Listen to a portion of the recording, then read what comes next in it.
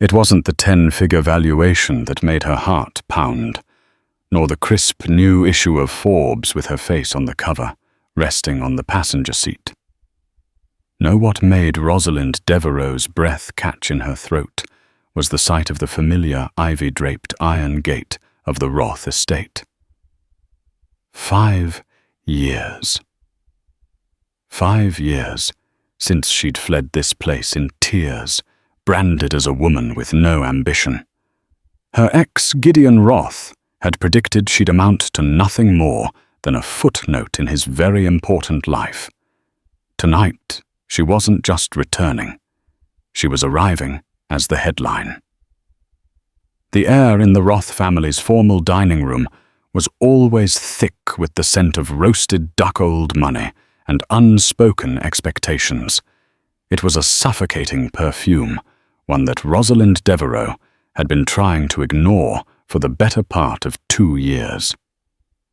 She sat beside her boyfriend, Gideon Roth, a man sculpted by generational wealth and tailored by Savile Row. He was handsome, charming, and possessed a career trajectory in his father's investment firm, Roth & Sons, that was as straight and predictable as the part in his hair. Tonight was the annual family dinner, celebrating the firm's quarterly successes. Around the sprawling mahogany table sat Gideon's father, Corbin Roth, a man with a hawk's gaze and a shark's smile. His mother Beatrice was a portrait of quiet elegance and steely judgment. And then there were the assorted aunts, uncles, and cousins, a chorus of condescension dressed in designer labels. Gideon tells us you're still pursuing your art. Corbin began the word art dangling in the air like a piece of spoiled fruit. He took a slow sip of a deep red Chateau Margaux that cost more than Roz's monthly rent. Roz forced a polite smile. I'm a digital artist and designer. I specialize in creating intuitive user experiences and interface designs. A cousin named Portia, who had recently secured a plum marketing position at Christie's auction house through sheer nepotism, let out a delicate laugh. Oh, so you make the little buttons and things on websites look pretty. How charming. Gideon shifted uncomfortably in his seat. He was supposed to be her defender, her partner. Instead, he offered a weak, placating smile to his family.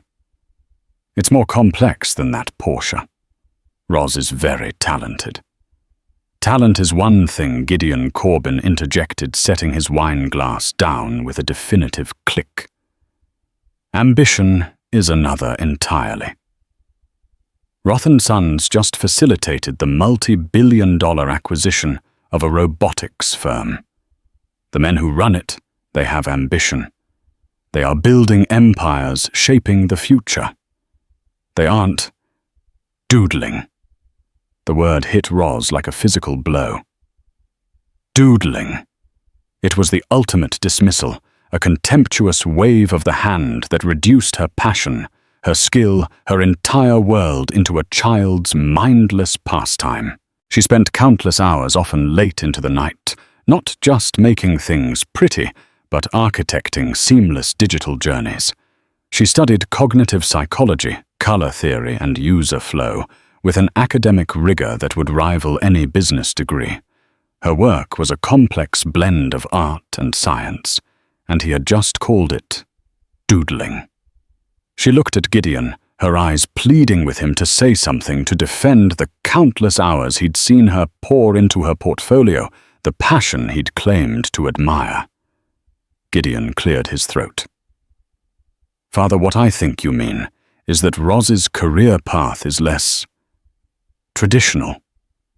What I mean, Corbin said, his voice dropping to a low, cutting timbre, is that it's not a career path at all. It's a hobby, a pleasant diversion until you're ready to take on the more serious role of being Gideon's wife, raising our grandchildren and managing a household. That is a respectable ambition for a woman. This digital finger painting is not. The silence that followed was deafening. Every eye was on Roz. She felt her face flush with a heat that was part shame, part white-hot fury. She had poured her heart out to Gideon about her dreams. She wanted to start her own design consultancy to revolutionize how people interact with technology, to create digital spaces that were not just functional but beautiful and humane. And he had said nothing. He had let his father tear her dreams to shreds, and offered not a single word of genuine defense. He just sat there looking pained, as if he were the victim of this social discomfort.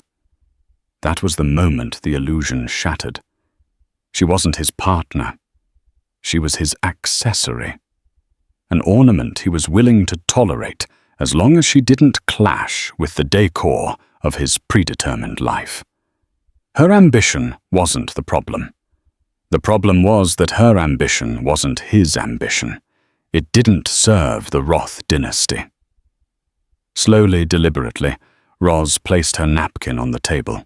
She stood up, her movements calm and precise, a stark contrast to the storm raging inside her. "Thank you for the dinner, Mr. Roth," she said, her voice steady and clear, ringing with a finality that startled everyone. "You've given me a great deal to think about." She turned her gaze to Gideon.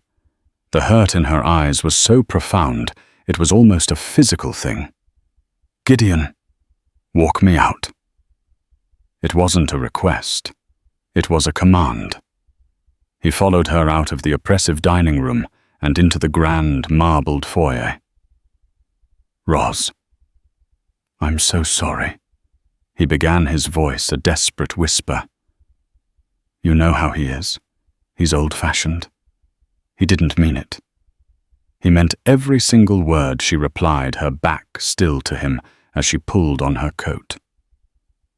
"And so did you." "What? That's not true." "I think your work is amazing." She finally turned to face him, and he flinched at the cold fire in her eyes. Do you really think it's amazing, or do you think it's a charming and talented hobby? Be honest, Gideon. Have you ever even once seen my ambition as being on the same level as yours, as being real? He opened his mouth, then closed it. He couldn't lie, not now. The truth was written all over his handsome, conflicted face. He saw her as a wonderful, creative girlfriend. He did not see her as a peer. I want what's best for us," he stammered. "There is no us anymore," Roz said, the words tasting like ash. "I will not spend my life with someone who thinks my dreams are just doodles. You think I have no ambition? Fine. Stay here in your gilded cage and watch me." She pulled her keys from her purse. "I'll have my things out by tomorrow afternoon." Without another word, she opened the heavy oak door and walked out into the cold night, leaving Gideon standing alone in the cavernous foyer, the echoes of his father's laughter trickling out from the dining room. The door clicked shut, a sound that marked the end of a chapter and the explosive beginning of a war she now had to wage not against the Roths, but against the doubt they had so cruelly planted in her heart. The first week after the breakup was a blur of cardboard boxes and unshed tears.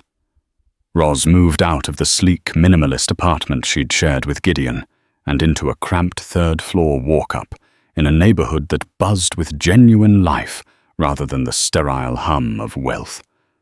The apartment was small, the paint was peeling, and the plumbing groaned like a dying beast, but the light was good. That's what she told herself. The light was good. She'd packed her life into 27 boxes, but the heaviest thing she carried was Corbin Roth's voice in her head, a venomous loop playing on repeat, a hobby. Digital finger painting, no ambition. For a month, she let herself grieve. She worked her freelance gigs with a mechanical efficiency, her creativity dulled by a thick fog of self-doubt. Was he right? Was she just a girl with a fanciful, unprofitable dream.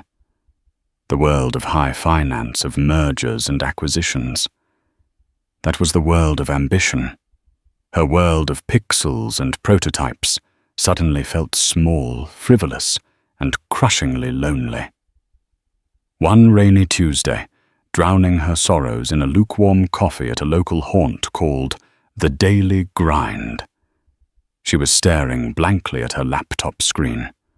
On it was a personal project, a design she'd been tinkering with for months. It was more than just a website or an app interface. It was a concept for an entire operating system, a digital environment built not around files and folders, but around ideas and creative flow. It was intuitive, organic, and beautiful. It was everything she believed technology could be. It was also, she thought with a bitter pang, the very definition of a doodle. That's a hell of a UI tree. You're building a proprietary OS from the ground up. The voice, tinged with a faint Irish accent, startled her. She looked up to see a man with a mess of auburn hair, kind eyes, and a T-shirt for a long-dead programming language. He gestured with his own mug towards her screen. "Sorry to pry," he said with a disarming grin. "But you don't see a design architecture that elegant outside of a major R&D lab. And even then, it's usually uglier." Roz blinked. "You understand what you're looking at?" "I should hope so." "I'm a coder," he said, pulling up a chair. "Finian O'Connell. But everyone calls me Finn. Rosalind Devereux. Roz." For the next hour, they didn't just talk. They connected. Finn wasn't just a coder. He was a systems architect, a digital philosopher. He saw the genius in her design that Gideon had never been able to comprehend. He didn't see doodles. He saw a revolution. He pointed to her screen, his finger tracing the elegant lines of her flowcharts. This isn't just a skin," he said, his voice filled with a reverence that made her sit up straighter. "This is a whole new language for human-computer interaction. It's contextual. It anticipates the user's creative process. A writer's desktop would look and function differently from a musician's or a filmmaker's, right? It adapts." "Exactly," Roz exclaimed, a spark igniting within her for the first time in weeks. "It's meant to be a seamless extension of the creative mind, not a digital filing cabinet." Finn leaned back, his eyes wide with excitement. This could change everything. For artists, designers, programmers, everyone. It's what Apple used to be about before they got obsessed with margins. This is pure innovation. He looked at her, his expression deadly serious. "Who are you building this for?" Roz hesitated. "No one. It's just a project." Finn stared at her, a knowing look on his face. "Let me guess. You showed this to some suit and tie type, and they told you it was a cute hobby." The accuracy of his statement was so startling, it felt like he'd read her mind. A sad, wry smile touched her lips. "Something like that." "Then the suit was an idiot," Finn said simply. "Roz, this isn't a project. This is a company. This is the next big thing." "The only thing missing," he added with a hopeful grin, "is someone to build the engine that makes your beautiful car run." That coffee meeting turned into another, and then another. They met every day, their energy infectious. Finn's technical brilliance was the perfect counterpart to Roz's visionary design. He saw the code behind her colors, the algorithms behind her aesthetics. She, in turn, was able to give his abstract programming a stunning user-facing form. They were two halves of a single, brilliant idea. One evening, working late in her tiny apartment, surrounded by whiteboards covered in Finn's frantic code, and her elegant wireframes. He stopped and looked at her. "We need to do this for real, Roz. Quit the freelance stuff. Go all in." The fear the voice of Gideon Roth crept back in. "All in. Finn. We have nothing. No money, no office, no connections."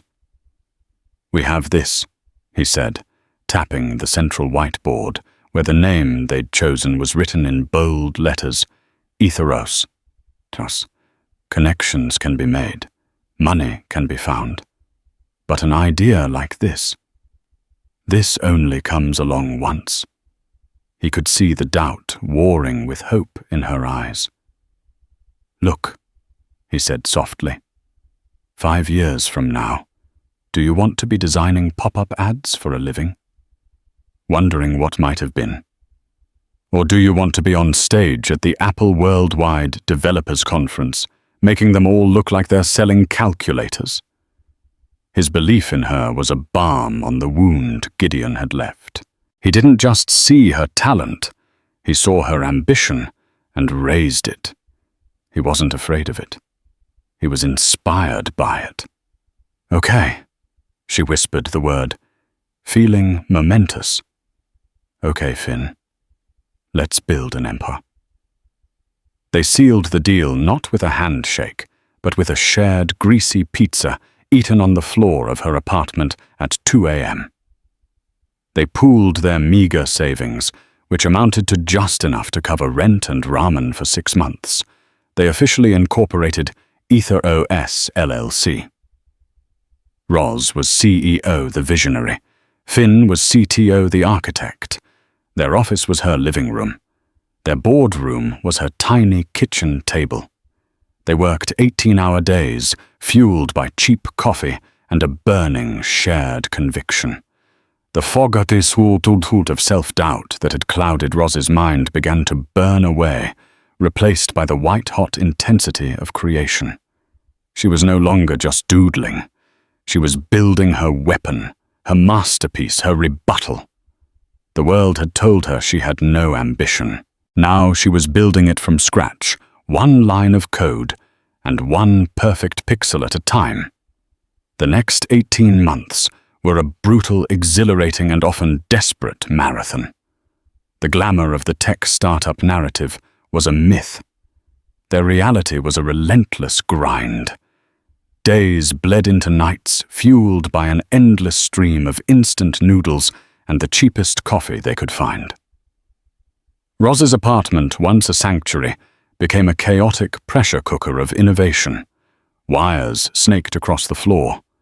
Whiteboards covered every wall, and the hum of overworked laptops was their constant soundtrack. Roz's role as CEO was less about corner offices and power lunches, and more about being the chief fundraiser, marketer, janitor, and therapist. While Finn wrestled with the colossal task of building the EtherOS kernel, Roz was in the trenches of the business world, a world she was learning to navigate on the fly. She created a stunning pitch deck, a masterclass in visual storytelling that brought EtherOS to life. But the venture capitalists of Sand Hill Road were a tough audience. They were men much like Gideon Roth, accustomed to pitches from Stanford graduates in fleece vests, not from an unknown female artist with no formal business training. The rejections were brutal and frequent. "The design is beautiful, Ms. Devereaux, but the moat isn't deep enough." One VC told her, dismissing their unique architecture as a feature, not a platform. An entire operating system. The overhead is astronomical. Why not just build an app? Said another, failing to grasp the revolutionary scope of their vision. One meeting was particularly galling. After she'd poured her heart out for an hour, the lead partner at the firm leaned back and said, "My daughter loves to draw on her iPad. It's great you're making a career out of it." He passed on the investment. Each no was a fresh jab, a painful echo of Gideon's dismissal. Roz would come back to the apartment, her face a mask of disappointment, and Finn would wordlessly hand her a mug of tea, his steady presence a silent promise that he was still all in. They lived on the brink of financial collapse. They paid their server bills with credit cards, juggling balances, and praying for a breakthrough.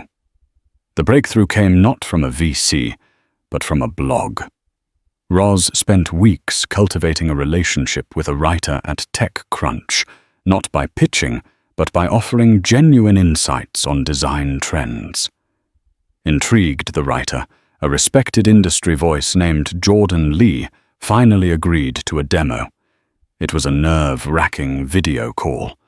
Their prototype was buggy, held together by what Finn called digital duct tape and prayers. But it was enough. Jordan saw what the VCs had missed. He saw the magic. The article came out on a Thursday morning with the headline, "Forget Apps. EtherOS is designing the soul of your next computer." The effect was instantaneous. Their server, which they hosted on a budget plan, crashed within minutes from the influx of traffic. Their email inboxes exploded. Developers wanted to know about the API. Designers hailed Roz as a visionary. And most importantly, the VCs who had shown them the door a month ago were suddenly calling their tone miraculously changed. They decided to pursue a modest seed, round enough to hire a small team and get a real office, but not so much that they'd lose control. This brought them to Brent Holloway. Brent was exactly what they thought they needed. He had a solid resume from a mid-tier software company and a quiet confidence that was reassuring. He was a senior engineer meant to take some of the load off Finn so he could focus on the core architecture. Brent seemed to worship their vision, constantly praising Roz's design sense and Finn's coding prowess. He fit in perfectly with their small, scrappy team. With the seed money, they moved into a small, open-plan office in a converted warehouse. It wasn't glamorous, but it was theirs. For the first time, EtherOS felt real tangible. They were a real company, with real employees and a real future. Roz allowed herself a small moment of triumph. She was doing it. She was really doing it. One evening, as they were all packing up, Brent lingered by Roz's desk. "I have to say, Roz," he began, his tone earnest, "it's incredible what you're building. I ran into an old acquaintance the other day, Gideon Roth, from Roth & Sons." Roz's blood ran cold. "You know Gideon?" "We moved in the same circles for a bit. He mentioned he knew you. Said you were incredibly creative. He seemed really proud, actually. Told me to tell you he's been following your success in the press and he's cheering you on." The words were meant to be kind, a bridge to a past she had tried to bury. But they felt manipulative, a subtle poison. Gideon, proud, cheering her on. The man who had sat silently while his father called her life's work, doodling. It was absurd. It was a lie. But why would Brent relay it? She chalked it up to an awkward attempt at making conversation, but a seed of unease was planted. She pushed the feeling aside, focusing on the work. They were pushing for a stable beta launch, and the pressure was immense. Finn was living at the office, sleeping on a couch and subsisting on takeout. Roz was a whirlwind of motion, coordinating everything, her ambition, now a roaring fire. The unease about Brent returned a few weeks later. Finn came to her, his face pale and drawn. "There's a problem," he said, his voice low. "A big one." He led her to his workstation and pulled up lines of code. "This is the core of our contextual AI, the predictive engine that makes EtherOS special. It's my most complex work." He then pulled up another window, and this is the same code, slightly rewritten, being uploaded nightly to an external encrypted server. Roz stared at the screen. What does that mean? It means someone is stealing our soul, Finn said, his voice grim. And the access logs lead back to one machine. He looked at her, his eyes full of fury and betrayal. Brent Holloway's. The first bite of success hadn't come from a competitor or a market downturn. It had come from within. Their first trusted hire, the man who had pretended to be their biggest fan, was systematically gutting their company from the inside out. And Roz had a sickening feeling she knew who had sent him. The ghost of Gideon Roth was no longer just a memory. It was an active threat. The discovery of Brent's betrayal sent a shockwave through their small company. It was a cold, calculated act that felt deeply personal. Roz and Finn convened in their makeshift conference room, a corner of the office with a whiteboard and 2 beanbag chairs, their minds reeling. We fire him. Immediately. We get a lawyer and we sue him into the ground, Finn said, pacing back and forth like a caged tiger. The Irish lilt in his voice, usually so charming, was now sharp with anger. Roz, however, was strangely calm. The initial shock had subsided, replaced by an icy resolve. This was a corporate chess game, and raw emotion was a liability. The image of Gideon, his handsome face feigning pride while he likely orchestrated this sabotage, flooded her mind. This wasn't just Brent. This was a message. No, she said, her voice quiet but firm. If we fire him now, he'll disappear, and so will the proof of who he's working for. He's just the pawn, Finn. I want the king. What are you suggesting? We just let him keep showing up. Let him keep stealing our work, Finn asked aghast. We don't let him, Roz clarified. We watch him. We need to know the scope of the damage, and more importantly, where that data is going. Who is he feeding it to? She looked at Finn. Can you build a trap? A slow, dangerous smile spread across Finn's face. The architect of Ether OS was also a master of digital defense. Oh, I can build him a 5-course meal of beautiful, delicious, completely fake code. I can track every keystroke, every packet he sends. By the time I'm done, I'll know what brand of toothpaste he uses. Thus began a tense 2-week charade. On the surface, it was business as usual. Roz and Finn treated Brent with the same professional warmth, a feat of acting that deserved an Oscar. Brent, oblivious, continued his work, believing he was the smartest man in the room. But beneath the surface, a silent war was being waged. Finn worked tirelessly, creating a honeypot, a separate, isolated section of their network, filled with convincing but ultimately useless code. It was a digital siren song designed to lure Brent in and record his every move. Roz, meanwhile, engaged a boutique law firm specializing in intellectual property theft, briefing them in secret. The trap worked perfectly. Brent took the bait, downloading terabytes of the fake EtherOS code.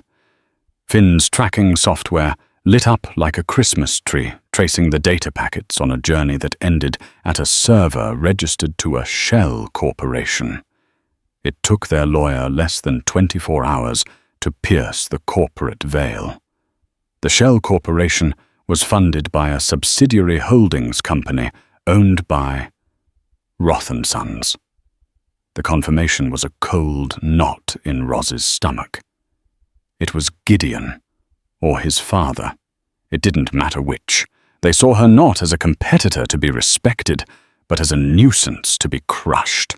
They couldn't stand the thought of her succeeding on her own terms, so they'd sent a serpent into her garden to poison it from within. The day of the confrontation was grey and overcast, mirroring Roz's mood. She called Brent into the conference room. Finn stood by her side, his arms crossed, a silent, imposing presence. Brent Roz began her tone neutral. "We need to discuss your contributions to the project." Brent smiled, settling into his chair.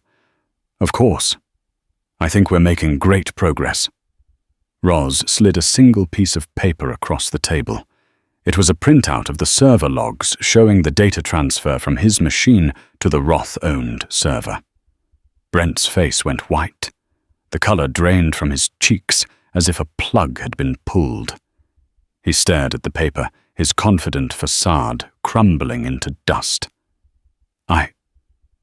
I don't know what this is," he stammered, his eyes darting between Roz and Finn. "Don't you?" Roz's voice was still quiet, but now it was laced with steel. "Let me help you. That's a log of you committing corporate espionage and felony IP theft. For the last 3 months, you have been systematically stealing our source code and feeding it to a competitor. A competitor, I might add, that we have a very personal history with." Brent swallowed hard, speechless.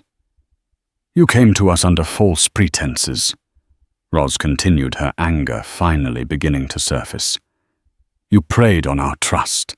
You were a cancer in this company. Did Gideon Roth really think I was that stupid, that I would just roll over and let him gut my life's work after he'd already tried to gut my spirit?" The mention of Gideon's name made Brent flinch. The game was up. "He offered me a director-level position." Brent whispered his confession, barely audible. "A guarantee.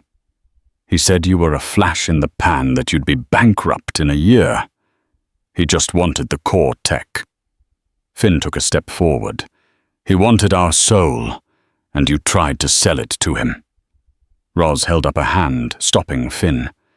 She looked at Brent, not with hatred, but with a kind of pity. He was just a weak man who had made a terrible choice. "Here's what's going to happen," she said. "You're going to sign this confession detailing everything. Who hired you, what you were promised, what you delivered. Then you're going to give us your laptop and your phone, and you are going to walk out that door. If you do that, we will not immediately press criminal charges." She paused, letting the weight of the word immediately hang in the air. "But we will keep them as an option. If we ever hear your name again, if you work in this industry again, if you so much as jaywalk in front of this building, we will rain down a legal firestorm on you that will make you wish you'd just stayed at your boring mid-tier job. Do you understand?" Nodding numbly, Brent signed the confession. He didn't even read it. He gathered his things in a small box, a walk of shame past the few employees who watched in confused silence. As he walked out the door, a defeated and broken man, Roz felt no triumph, only a grim satisfaction. She had excised the cancer, but the ordeal had changed her. The naive artist was gone, replaced by a battle-hardened CEO. She now understood that the business world wasn't just about having the best idea. It was a battlefield, and she had just won her first major skirmish. The betrayal meant to destroy her had instead forged her ambition into something sharper and more resilient. She was no longer just fighting for her dream. She was fighting for her company's survival, and she was ready for the next battle. The fallout from the Brent Holloway affair left a scar on Etheros. The team was shaken, and the sense of intimate trust was temporarily fractured. But instead of letting it break them, Roz used it as a rallying cry. She gathered her small team, and without revealing the personal connection to Gideon, laid out the facts of the corporate espionage attempt. She was honest about their vulnerability and their victory. They tried to steal from us because they know what we have is revolutionary. She told them, her voice ringing with conviction. They are scared of us, and they should be. This doesn't slow us down. This pours gasoline on the fire. We are going to launch a product so brilliant, so undeniable that no one can ever touch us again." Her speech worked. The team, now fiercely loyal, rallied behind her with a renewed sense of purpose. The grind intensified, but this time it was fueled by defiance. 6 months later, they had a product. The EtherOS beta was stable, elegant, and breathtaking. It was everything Roz had dreamed of in her cramped apartment, and more. It learned, it adapted, it was less an operating system and more a creative partner. But a great product was useless without a grand entrance. They needed a stage. They needed to make a deafening noise. They set their sights on the biggest stage in the startup world, TechCrunch Disrupt, in San Francisco. Getting into the startup battlefield competition was a long shot, but Roz's tenacity paid off. Her application, complete with a video demo that was a work of art in itself, captured the judges' attention. They were in. The 2 months leading up to Disrupt were a blur of frantic preparation. Finn and the engineering team worked around the clock, squashing bugs and optimizing performance. Roz, meanwhile, dedicated herself to the pitch. She practiced it hundreds of times in the shower on the subway, in front of a mirror to her team, to an empty room. She wasn't just memorizing lines, she was internalizing the story, the mission. This wasn't just a presentation. It was the culmination of years of struggle, betrayal, and unyielding belief. It was her definitive answer to Corbin Roth, to Gideon, to every VC who had ever called her work cute. The day of the competition, the backstage area of the conference hall was a hive of nervous energy. Young founders in hoodies rehearsed their pitches, their faces pale with anxiety. Roz felt a strange sense of calm descend over her. She looked out at the massive audience, the flashing lights, the intimidating panel of judges. A Mount Rushmore of tech royalty, including partners from Sequoia Capital and Andreessen Horowitz. She wasn't scared. She was ready. When they called EtherOS, she walked onto the stage, a stark contrast to the sea of nervous young men.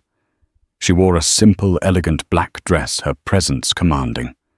Finn stood by the demo station, giving her a reassuring nod. "We've been interacting with our computers the same way for 30 years. She began, her voice clear and strong, filling the auditorium.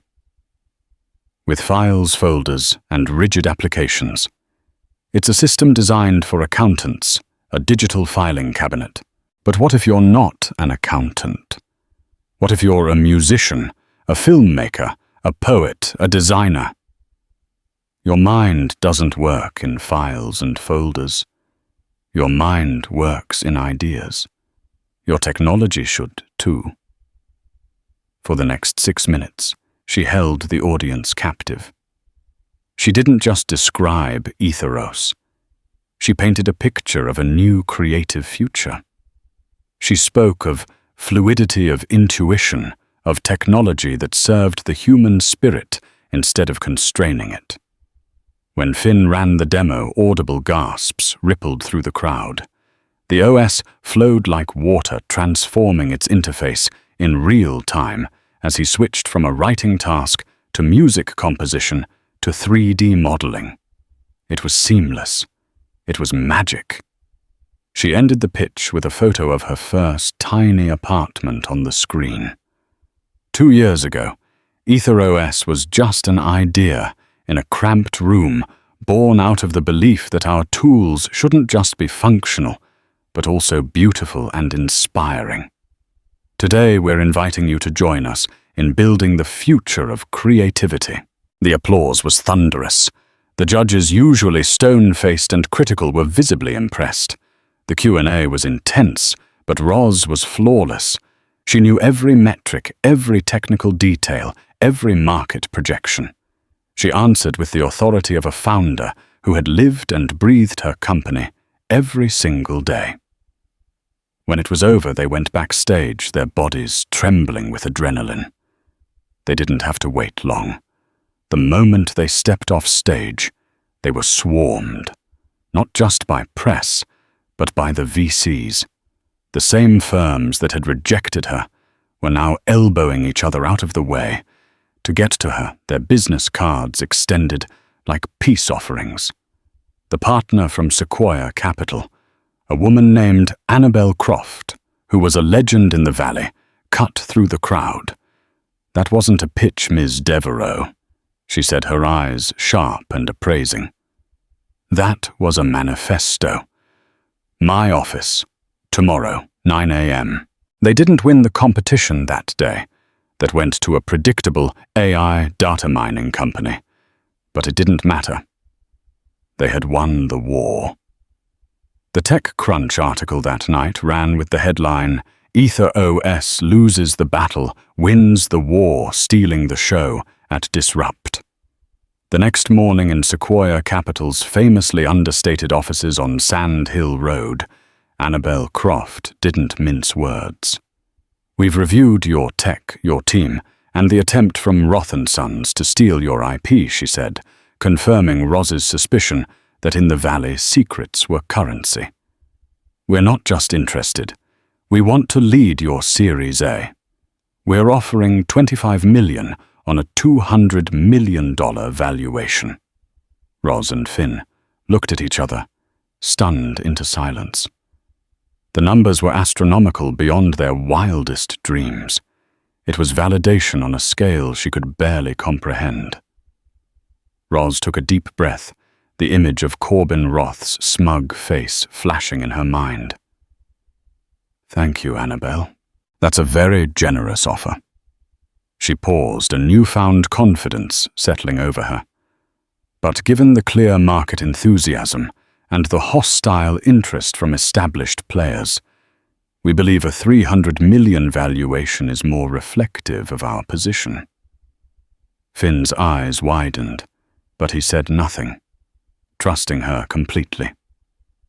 Annabelle Croft stared at Roz for a long moment, a slow smile spreading across her face. "I knew I liked you," she said. "Welcome to Sequoia Capital, Miss Devereaux." Walking out into the California sunshine, Roz felt a sense of vertigo. In 48 hours, they had gone from a scrappy, bootstrapping startup to one of the most talked-about, well-funded companies in Silicon Valley. She hadn't just proven her ambition was real. She had put a price tag on it, and that price tag had 9 figures. The roar she had made on that stage was still echoing, and it was loud enough to be heard all the way back on the East Coast. The Sequoia Capital investment transformed Ether OS from a promising startup into a powerhouse. The money was a weapon. They hired the best engineers in the world, poaching talent from Google, Apple, and Microsoft. They moved into a sprawling, light-filled campus in Palo Alto that was less an office and more a testament to Roz's design philosophy, a space built for creativity and collaboration. Roz Devereaux was no longer just a CEO. She was a phenomenon. She was profiled in Wired, gave a keynote at Web Summit in Lisbon, and became a leading voice on the intersection of technology and art. She was lauded for her vision, her grit, and her impeccable style.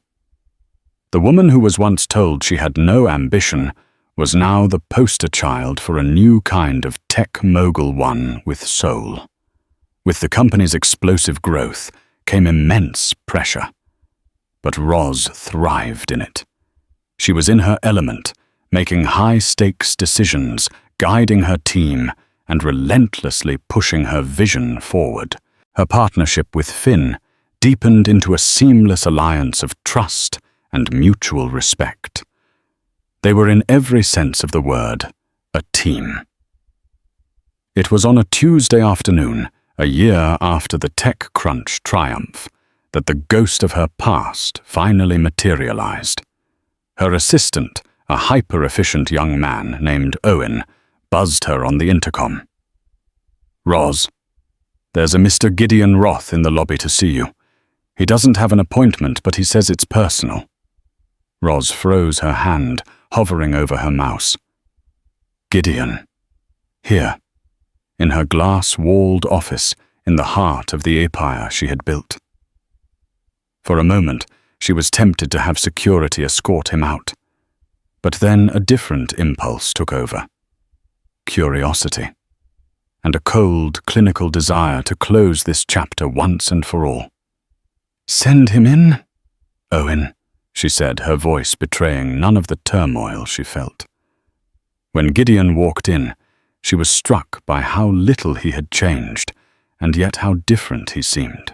He still wore the expensive suit, the perfect hair, the air of privilege. But in the context of her world, a world of genuine innovation and self-made success, he looked small, an artifact from another era.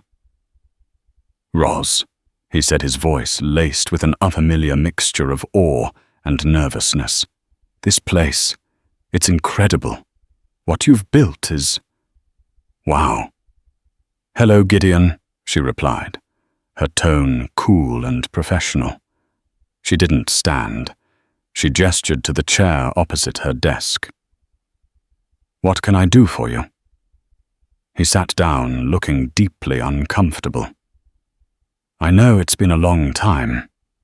I wanted to apologize for how things ended, for my family, for everything." Apology noted, she said, her expression unreadable. Was there anything else? Her directness clearly flustered him.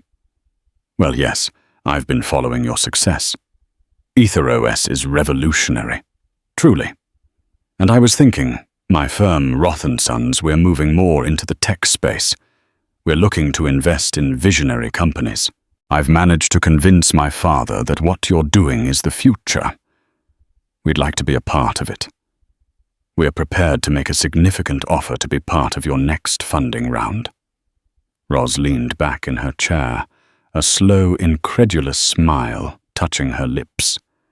It wasn't a real smile. It was the smile of a predator that has just seen a particularly foolish rabbit wander into its den. "Let me see if I have this straight," she said, her voice dangerously soft. "After your father called my work doodling, after you sat there and let him, after you sent one of your cronies, Brent Holloway, to try and steal my intellectual property and sabotage my company from the inside, you are now sitting in my office in the company you tried to destroy, asking to invest in it." Gideon's face flushed a deep, mottled red. I didn't know my father was going to go that far with Brent. That was his initiative, a misguided old-school tactic. When I found out, I was furious." "Were you?" Roz asked, her eyebrows raised in mock curiosity. "Were you furious, Gideon? Or were you just furious that he got caught?" She leaned forward, the full force of her power and anger finally unleashed. "You didn't believe in me when I had nothing but a dream.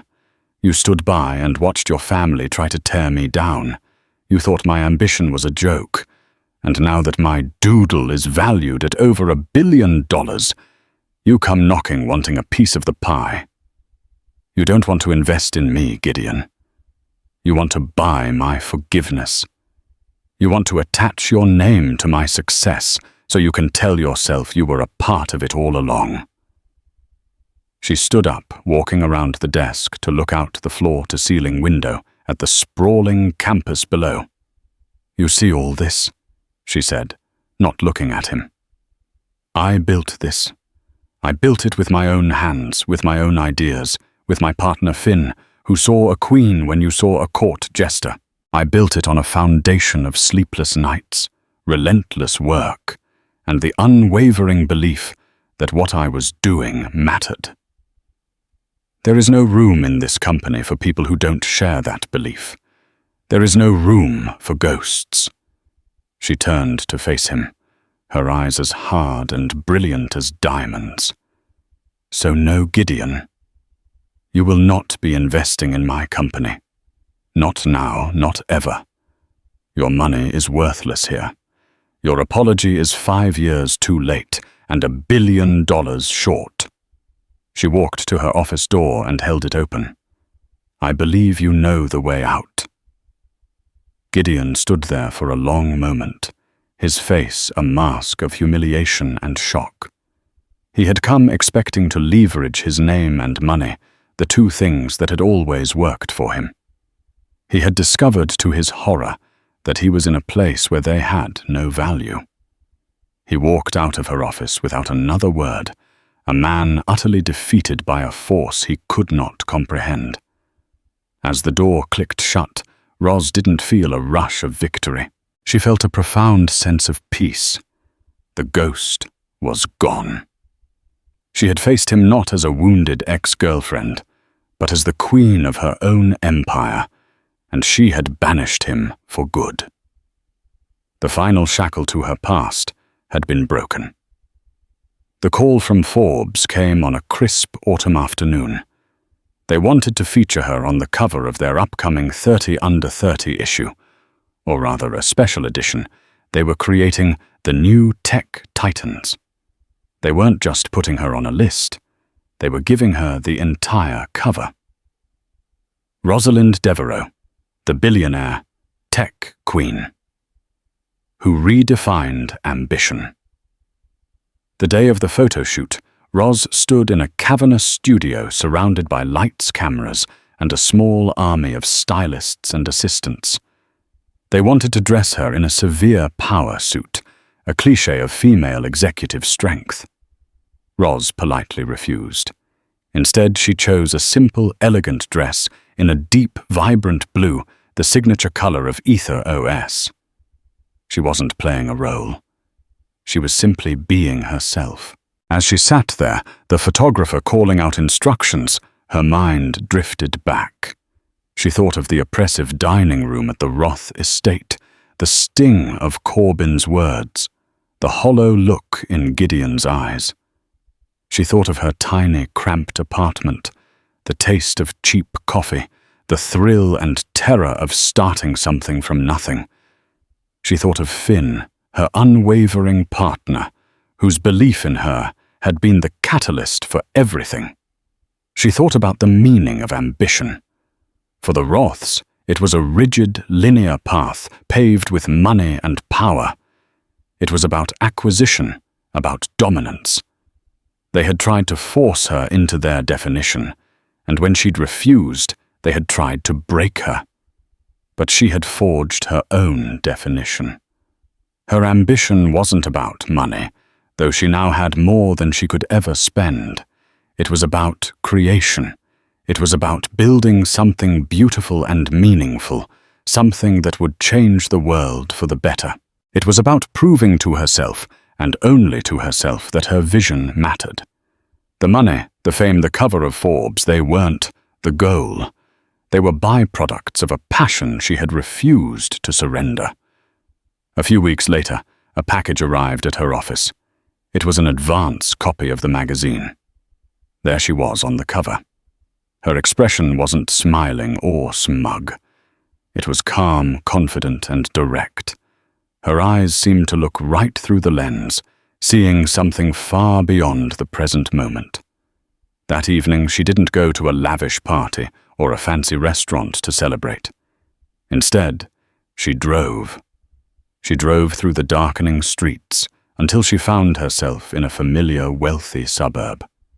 She parked her sleek new Lucid Air sedan across the street from an imposing ivy-draped iron gate. The Roth estate. Lights blazed in the windows. She could imagine the scene inside another formal dinner, another bottle of expensive wine, another quarter of predictable success. She wondered if they had seen the magazine. She wondered what they would say. She took the copy of Forbes from the passenger seat and just looked at it, the cool night air washing over her. There was no anger left, no bitterness, just a quiet sense of completion. She didn't need to go inside. She didn't need them to see her. Their opinion was irrelevant. She had once fled this place in tears, a girl branded as having no ambition. She returned tonight, a woman who had built an empire from the ashes of their condescension. She hadn't done it to spite them. She had done it for herself, and that was the sweetest victory of all. Starting the car, she pulled away from the curb, leaving the Roth estate shrinking in her rearview mirror. She didn't look back. She was driving toward the future, a future she had designed herself on her own terms. The cover of Forbes was not an ending. It was a milestone on a journey that was still just beginning. Rosalind Devereux had her own definition of ambition, and it was limitless. Rosalind's story is a powerful reminder that ambition isn't a one-size-fits-all concept defined by others. It's a fire that burns within you, and you are the only one who can choose how brightly it burns. She took the world's dismissal and used it as fuel, transforming doubt into a dynasty. Her victory wasn't just in the billion-dollar valuation or the magazine cover. It was in staying true to her own vision against all odds. What did you think of Roz's incredible journey from heartbroken artist to unstoppable tech titan? Have you ever had someone doubt your dreams? Let us know your story in the comments below. We read every single one. If this story inspired you, please give this video a thumbs up. Share it with someone who needs to hear it, and make sure you subscribe and hit that notification bell so you never miss a story of incredible triumph.